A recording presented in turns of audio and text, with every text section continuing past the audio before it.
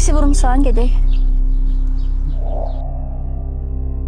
Gəlib indi bizə yaxınlaşacaq bax. Heç nə demə.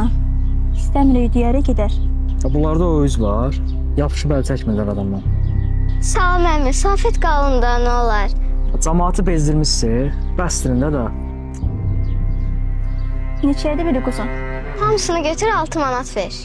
Bugün hamısını satmalıyam. Hamısını yeynirəm ki o qədər. Həm də niyə altı? Bugün anamın ad günüdür. Ona kiçik bir hədiyyə almaq istəyirəm. Bilirəm ki, çox sevinəcək. Əgər sən bunların hamısını alıb mənə o pulu versən, mən də anamı sevindirmiş olacağam. İstəmirik, get başqalarına sat. Dayan bir dəqiqə. Gəl. İstəmirəm, qalsın. Yox, onda götürmərəm o pulu. Əgər verirsənsə, onda hamısını götür. Bir.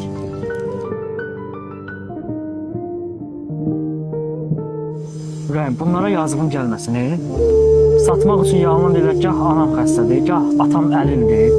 Həmin sürüyün narahat qaldı. Bu kişi yalan danışan uşağa oxşamırdı.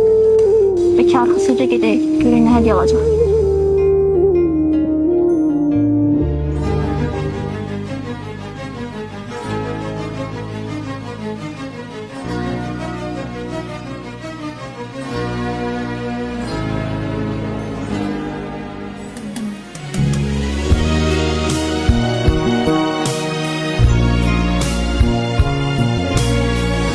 Bunlara yazığım gəlməsin, Satmaq üçün yalan deyirlər, gah anam xəstədir, gah atam əlildir.